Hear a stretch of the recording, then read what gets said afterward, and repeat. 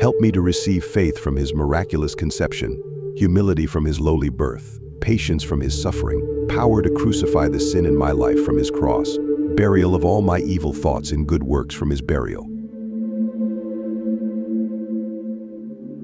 Grant that I might be able to meditate on hell from his descent, to find newness of life in his resurrection, to set my mind on things above from his ascension, to judge myself in preparation of his returning judgment.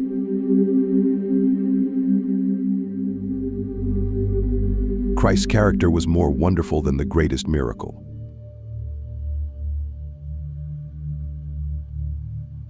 Lord, teach us to pray. If we were only convinced of our ignorance and of our need of a teacher like Jesus Christ, if we would only approach him with confidence, asking him to teach us himself and desiring to be taught by his grace how to converse with God. How soon we should be skilled in it, and how many of his secrets we should discover.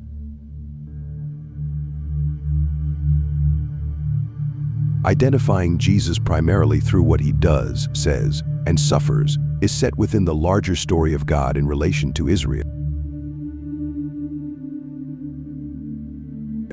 and Jewish scriptures and traditions are pervasively important in describing him.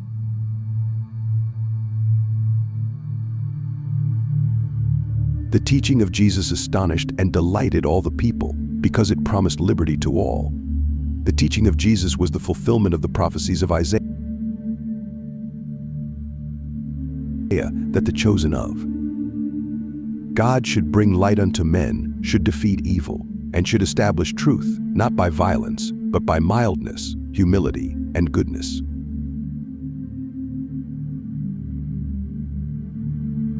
The Sermon on the Mount is Christ's biography.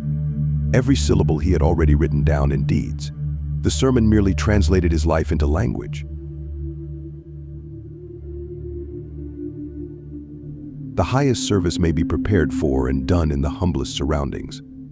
In silence, in waiting, in obscure, unnoticed offices, in years of uneventful, unrecorded duties, the Son of God grew and waxed strong.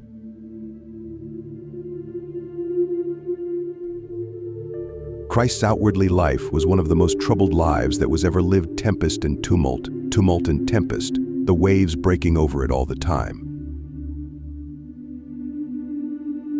But the inner life was a sea of glass. The great calm was always there.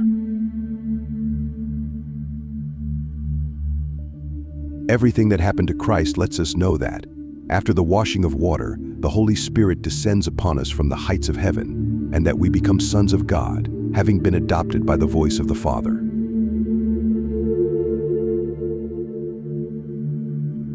It is Christianity's most irreducible tenet on the third day.